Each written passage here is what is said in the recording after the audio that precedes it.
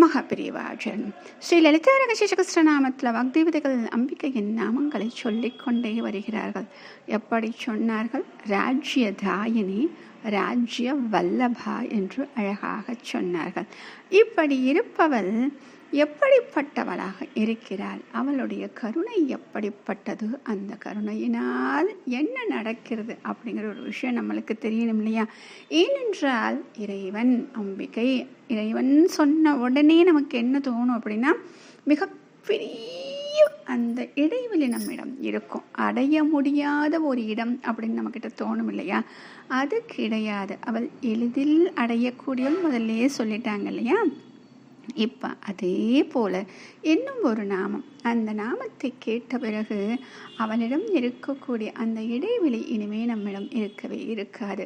அவள் நமக்குள் இருக்கிறாள், நாம் அவளுக்குள் இருக்கிறோம் என்று ஒன்றுக்கொன்று கலந்திருக்கக்கூடிய அந்த நிலையை நாம் உணர்ந்து விடுவோம். அப்படிப்பட்ட நாமம் ஓம் ராஜத் கிருபாயை நமஹ, ஓம் ராஜபீட நிவேஷித நிஜாஸ்ரிதாயை நமஹ. அற்புதமான நாமம் ராஜத் கிருபா. இந்த ராஜத் அப்படிங்கிறது எதற்கு சொல்லுவாங்க அப்படின்னா, பலீன பிரகாசமாக தெரியுமா. அதாவது சாதாரணமாக இப்போ சொல்கிறோம் இல்லையா, சூரியன் அப்படின்னா அந்த ஒளி தெரியுது, சந்திரன் அப்படின்னா அப்படி முழு நிலவில் எவ்வளோ அழகாக தெரியுது. அதெல்லாம் ஒரு வெளிச்சமே கிடையாது. இன்னும் அழகாக, இன்னும் சக்தி வாய்ந்த, ஏன் அப்படின்னா எல்லாவற்றிற்கும் மூலமாக இருப்பவள் இவள். அப்போ இவள் இருக்கக்கூடிய எவ்வளவு பிரகாசமாக இருக்கும் இல்லையா? அந்த இடத்தில் இருக்கக்கூடியவள், அந்த ஒளியை தரக்கூடியவள், அந்த ஒளி போல அவளுடைய கருணை நமக்கு பளிச்சுன்னு தெரியுமா. அதாவது அம்பிகை அப்படின்னு சொன்னேன்னு நம்ம மனசில் ஒரு பயம்தான் வரும். ஆகா, அம்பிகை பல கோலங்கள் நம்ம வழிபடுகிறோம் இல்லையா? அதில் நிறைய விஷயங்களை சொல்லி நம்மிடம் அந்த பயத்தை உண்டாக்கி வைத்திருக்கிறார்கள் இல்லையா? அந்த பயம் வேண்டவே வேண்டாம் அப்படின்னு சொல்லக்கூடிய நாமம். ஏனென்றால் அவள் நமக்கு தாயாக இருக்கிறாள். எங்கேயாவது அம்மாவை பார்த்து குழந்தைங்க பயப்படுமா? சொல்லுங்க பார்ப்போம். அப்படி இருக்கும் பொழுது நாம் எல்லாம் அவளுடைய குழந்தைகள். அந்த குழந்தைகளாக இருக்கக்கூடிய நாம் அவளை நினைத்த உடனேயே அவளுடைய கருணை தான் நமக்கு முதலில் ஞாபகத்திற்கு வர வேண்டும். அந்த கருணை எப்படி நமக்கு தெரியும்? அப்படி மறைச்சு வச்சிருக்காளானா? இல்லை, பலீன பிரகாசமாக தெரியுது. அதைத்தான் ராஜத் கிருபா அப்படின்னு சொல்கிறாங்க. அப்போ பலீன பிரகாசமாக பெருமையுடன் தெரியக்கூடிய கருணையை உடையவள், கிருப்பையை உடையவள். இந்த கருணையை சொன்னவனே நம்ம என்ன சொன்னோம்? அவ்வியாஜ கருணாமூர்த்தி. ஒரு காரணமே கிடையாதுங்க. அந்த குழந்தை அழுகுது அப்படின்னு சொன்னோம்னா ஒரு தாய்க்கு எவ்வளவு கருணை வரும். அது ஏதாச்சும் அம்மாவை கூப்பிட்டு கேட்குதான்? கிடையாது. அப்படி இருக்கும் பொழுது ஜீவர்களாக இருக்கக்கூடிய நாம், நமக்கு இந்த பிறவியை அவள் கொடுத்திருக்கிறாள் என்றால் ஒரு பொழுதும் நம்மிடம் இருந்த அந்த பார்வையை நகட்டாமல் அப்படியே பார்த்து கொண்டே இருப்பாளாம். அதனாலே தானே மீனாட்சி என்று பெயர் வைத்தார்கள்.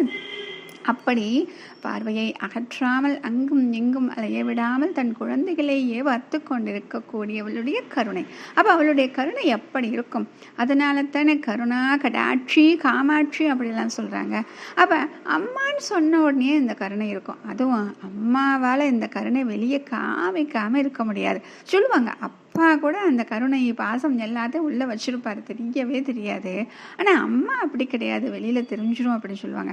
அப்படி இருக்கக்கூடிய அந்த தாய் அப்படின்னா இவள் லோகத்திற்கே தாய், லோக மாதா, ஜெகன் மாதா, எல்லா உயிர்களுக்கும் தாயாக இருக்கக்கூடியவள். அப்போ அவளுடைய கருணை பலீர்னு பிரகாசமாக தெரியக்கூடியதாக இருக்கு. அந்த கருணை இருக்கிறதுனால தான் அவள் என்ன பண்ணா, தன்னுடைய குழந்தைகள் அப்படின்னு சொல்லிட்டு ராட்சி அதிகாரத்தை கொடுத்து அந்த கருணையினால தான் எல்லாவற்றையும் பார்த்து கொண்டே இருக்கிறாள். அவைகளையெல்லாம் அவர்களையெல்லாம் பார்த்து எப்படி செய்கிறார்கள் என்று அவர்கள் மேல் ஒரு கண் வைத்து கொண்டே இருக்கிறாள். எங்காவது தவறு நேர்ந்து விடுமோ, இந்த ஜீவனுக்கு ஏதாவது துன்பம் வந்து விடுமோ என்று அந்த பாதையை விரழாமல் நாம் நடப்பதற்கு அந்த பலீரென்ற பிரகாசமான கருணை நமக்கு கொடுத்து கொண்டே இருக்கிறார். சரி, இந்த கருணை இருந்தால் போதுமா? கருணையை வச்சுக்கிட்டு என்ன பண்ண முடியும் அப்படின்னு சொல்லிட்டு இன்னைக்கு இருக்கக்கூடிய காலகட்டத்தில் நம்ம கேட்குறோம். ஏனென்றால் ஒரு பக்தி, ஒரு பூஜை என்றால் ஏதோ ஒரு எதிர்பார்ப்பு நம்மிடம் இருக்கிறது, ஒரு பிரார்த்தனை இருக்கிறது. பிரார்த்தனை இல்லாமல் எந்த ஒரு பூஜையும் கிடையாது, பக்தியும் கிடையாது அப்படிங்கிற நிலைமை என்று இருக்கு. சரி, அப்படி இருக்கிறது என்றால் அவள் எதை கொடுக்கக்கூடியவளாக இருக்கிறாள் அப்படின்னு சொல்றதுதான் அடுத்த நாமம் ராஜபீட நிவேசித நிஜாஸ்ரிதா. இந்த நிஜ ஆஸ்ரிதா இதுதான் ரொம்ப முக்கியமான ஒரு வார்த்தை. இந்த நிஜ ஆஸ்ரிதர்கள்னு யாரும் சொல்லுவாங்க அப்படின்னா, வேறு எதுவுமே வேணாசதா சர்வ காலமும் அந்த அம்பாள் மட்டுமே போதும், அவள்தான் கதி அப்படின்னு இருக்கக்கூடிய பக்தர்கள் தான் நிஜ ஆஸ்ரிதர்கள். அப்போ இவங்க என்ன பண்ணுறாங்க அப்படின்னா, மற்ற எல்லாவற்றையும் வேண்டாம் என்று ஒதுக்கி விடுகிறார்கள். அம்பாள் பக்தி மட்டும்தான் வேணும் அப்படின்னு இருக்காங்க. சரி, இப்படி பக்தி பண்ணுறதுனால அவளுக்கு என்ன கொடுக்க முடியும், அவள் என்ன செய்வாள் இவர்களுக்கு அப்படின்னா, அற்புதமான ஒரு விஷயத்தை இங்கு சொல்கிறார்கள். இவர்களுக்கு என்ன தருகிறாள் தெரியுமா? ராஜபீடத்தை. அதைத்தான் முதல்ல கொடுத்துருக்காங்க, ராஜபீட நிவேசித்தன். அப்போ ராஜபீடத்தை, அதாவது அரசுரிமையை, அரசாட்சியை கொடுக்கிறார். எதற்காக இவர்களுக்கு கொடுக்க வேண்டிய? ஏன்னா இவங்க தான் எதுவுமே வேணான்னு இருக்காங்க. இவங்க கிட்ட போய் அந்த அரசுரிமையை கொடுத்தா அவங்க என்னங்க பண்ண முடியும் அப்படின்னு நம்ம நினைக்கிறோம்.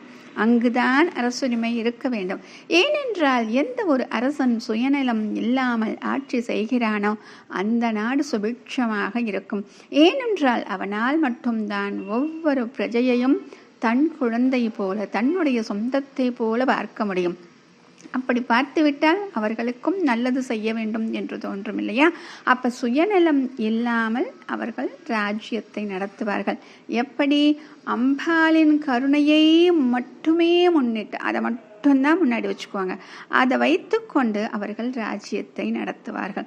அதனால தான் அவர்களுக்கு அரச பதவிகளை தருகிறார்கள். நம்ம புராணத்துல எல்லாம் படிக்கும்போது கேட்டிருக்கோம், ஹனுமானுக்கு பிரம்மா என்ற ஸ்தானத்தை கொடுக்கிறார், மகாபலி சக்கரவர்த்திக்கு அடுத்த இந்திர பதவியை கொடுக்கிறார். ஏனென்றால் இந்த பதவிகள் எல்லாம் ஒரு இத்தனை காலத்திற்கு அப்புறம் அடுத்தவர்களுக்குன்னு வரும். அப்ப அவர்களுக்கு என்று வரும் பொழுது அவளை உபாசிப்பவர்களுக்கு அந்த பதவியை கொடுக்கிறான்னு சொல்றாங்க. இதே தேவி மகாத்மியத்துல வரப்பிரதானம் அப்படின்னு சொல்லிட்டு கடைசியில் ஒரு அத்தியாயம், அதுல சுரதன் அப்படின்னு ஒரு ராஜா, ஏகபோக ராஜாவா அழகாக இருந்தவன். ஒரு காலகட்டத்தில் அவனுக்கு ராஜ்ய நஷ்டம் ஏற்படுகிறது. அப்ப அவனுக்கு என்ன செய்யணும் அப்படின்னு புரியல. அப்பொழுது அவனுக்கு கேள்விப்படுகிறான். என்ன கேள்விப்படுகிறான்? அம்பாளை சரணென்று அடைந்து அவளிடம் பக்தி செலுத்தினால் அத்தனையும் நன்றாக நடைபெறும் என்று. அப்பொழுது அவன் உணர்கிறான், அம்பாளே சரணம் என்று அவளை மட்டுமே போதும் என்று நினைத்து கொண்டு தன் வாழ்நாளை கழிக்க நினைக்கிறான். அப்பொழுது அவள் வரம் கொடுக்கிறாளாம், ஹே வத்ச அப்படின்னு சொல்லிட்டு, கொஞ்ச நாட்களில் உன் சத்துருக்களை எல்லாம் ஜெயித்து நீ ராஜ்யத்தை அடைவாய். சரி, அது உன் கையில் இருந்து நழுவாமல் இருக்க வேண்டும் என்றால் அதற்கு யாருங்க வேணும்? அதற்கும் அவளுடைய அனுகிரகம் வேண்டும். அப்ப ராஜ்யத்தையும் கொடுத்து அந்த ராஜ்யம் அந்த கைகளில் இருந்து நழுவாமல் இருப்பதற்கும் அனுகிரகம் செய்கிறாள். அதனால தான் நம்ம பார்த்துருக்கோம், பலிப்பிரியா அப்படின்னு பார்த்தோம். பலிப்பிரியா அப்படின்னு சொல்றது இந்த பலி சக்கரவர்த்திக்கு பிரியமானவள் அப்படின்னு ஒரு பொருள் அப்படின்னு சொல்லிட்டு நம்ம பார்த்துருக்கோம் இல்லையா? அப்படி தன்னுடைய பக்தர்களுக்கு தன்னை மட்டுமே அன்றி தன்னுடைய பக்தி மட்டுமே போதும் என்று நினைக்கக்கூடிய பக்தர்களுக்கு இப்படிப்பட்ட பொருள் பதவி அப்படி அத்தனையும் கொடுத்து அவர்கள் மனதில் அந்த சுயநலம் அப்படிங்கிற ஒரு விஷயம் இல்லாமல் பார்த்துவும் கொள்கிறார். அதுதான் இந்த நாமத்தின் மகிமை. மகாபெரியவா சரணம்.